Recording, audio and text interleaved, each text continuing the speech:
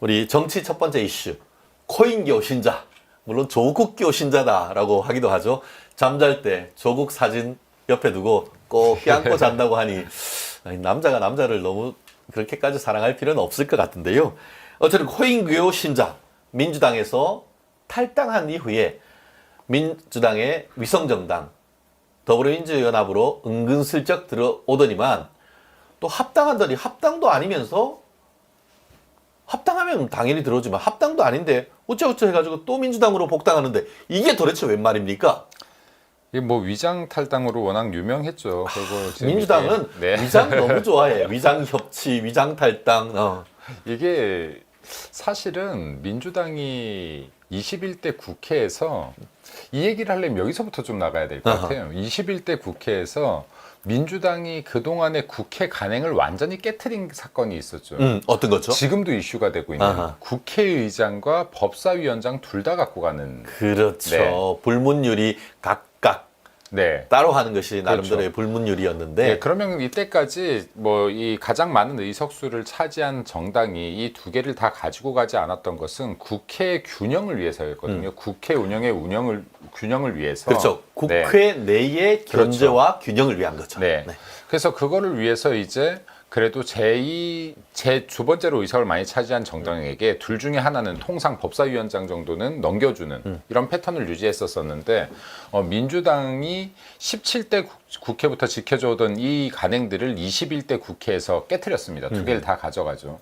그러고 나서 무슨 짓들을 했냐? 사보임, 탈당, 위장 그렇죠. 탈당 같은 위장 탈당. 편법들을 통해서 김영배 정말 위장 탈당. 그렇죠. 국회 시스템을 무너뜨린 거예요. 국회 시스템을 무너뜨리고 이 국회 운영의 균형도 무너뜨리고 이렇게 두 개를 다 갖고 가면서 그때 당시에 법사위에서 통과됐던 법안이요.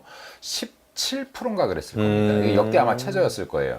근데 그때 당시에 다른 이 위원회들 같은 경우는 평균 33% 통과를 시켰습니다. 그럼 얼마나 운영을 제대로 하지 않았느냐가 드러나는 것이죠. 이러한 과정들에서 사실 그 민주당의 위장 탈당 사건들이 몇 건이 일어나는데 그중에 뭐 대표적인 게 황운하의 탈당건하고 그렇죠. 예. 네, 그리고 이제 김남국의 탈당건 아니겠습니까? 그럼 황운하 같은 경우는 실제로 여기 검수완박 때문에 탈당을 했죠. 그렇죠. 그래서 위장 탈당을 해서 검수완박을 통과시키는데 네. 공헌을 했고요. 그렇죠. 네. 그래놓고는 이번에 조국당으로 가가지고 이번에 원내대표로 선출됐다는 이 어이없는 실형 3년 받은 사람이에요. 그것도 뭐 시한부 인생이다 보면 되죠. 네. 그렇죠. 네, 그리고 이제 김남국 같은 경우는 사실 이게 청년들의 가슴에 좀 비수를 많이 꽂았던 사건이고 아직도 사실은 해결되지 않은 사건이죠, 이게. 네. 그리고 이게 지금 그 법적 조치들이 사실은 일어나야 되는데 이게 약간 좀 근거가 좀 미비하죠. 네, 그래서 이게 법적 근거가 좀 미비해서 지금 이것들이 진행이 안 되지만 제가 볼 때 특검을 한다면 이런 거 특검해야 되는 거예요. 지금. 김남국 코인교 네. 특검. 뭐 이런 김남국 코인 특검을 해야 되는데 자본주의 국가에서 시장경제 체제를 추구하는 우리 자유우파에서 돈 번 거 갖고 뭐라 하는 게 아닙니다. 절대. 코인으로 돈을 벌든 주식으로 돈을 벌든 합법적인 수단으로 돈을 벌었다라고 하면 이것 갖고 시비 걸 사람 아무도 없어요. 그렇죠. 근데 김남국 의원 같은 경우는 전 의원 같은 경우는 항상 내가 너무 가난하다. 월 100만 원이라도 벌었으면 좋겠다.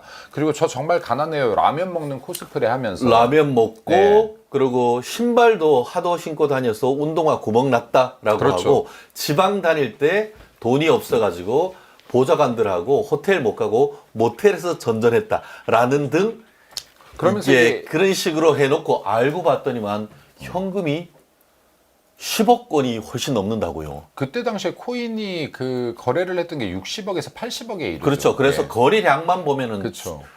천억대가 넘죠.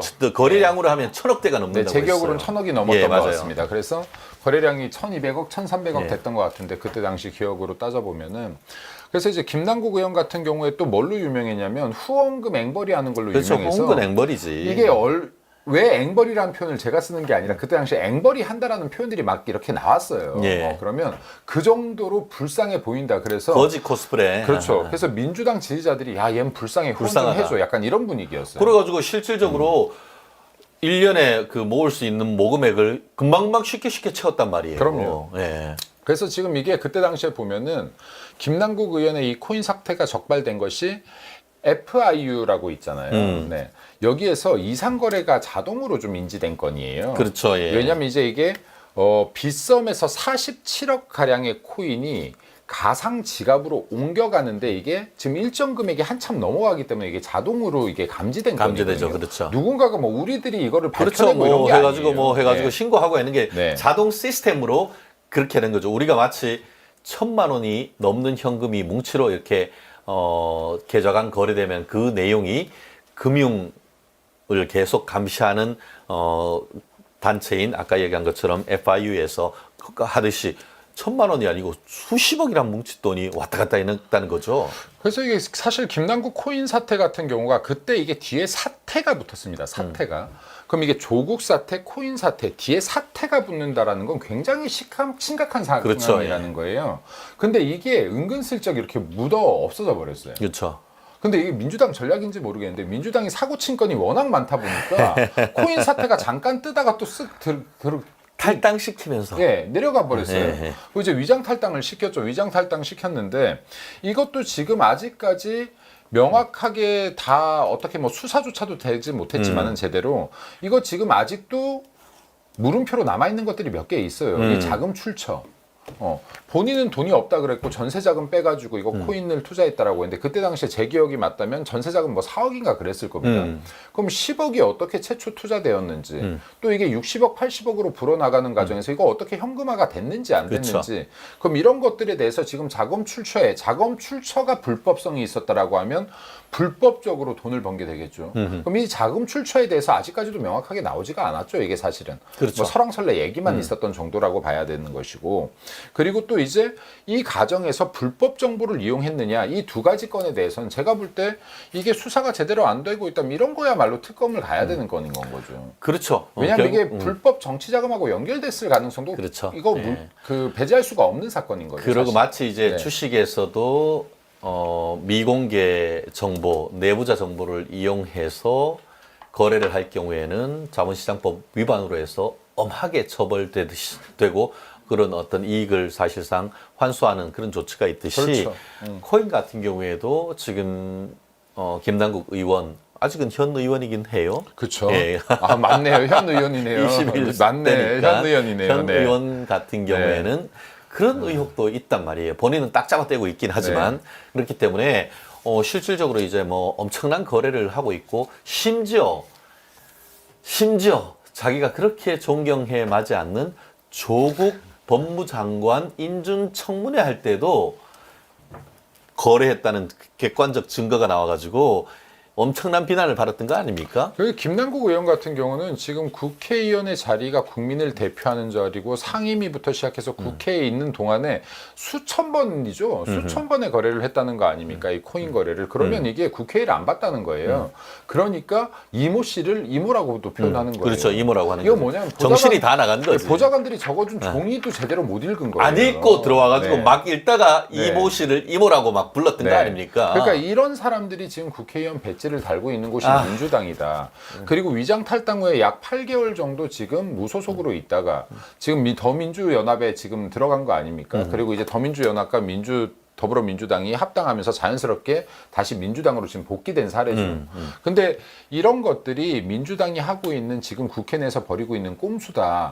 근데 이런 꼼수들이 지금 22대 국회에서도 연결됩니다. 이제 연결되고 지금 이제 대통령하고 다 연결돼요. 대통령하고 지금 이 회담에 앞서서 지금 민주당이 요구하고 있는 것들도 결과론적으로는 뭐냐?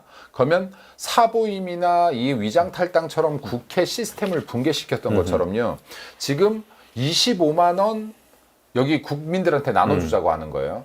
이것 같은 경우도 사실은 지금 상권 분립을 훼손시키는 전략이에요. 그렇죠. 그러니까 지금 민주당이 지금 크게 보면은 두 가지 전략을 갖고 있는 것 같아요. 하나는 윤석열 정권을 무너뜨리자.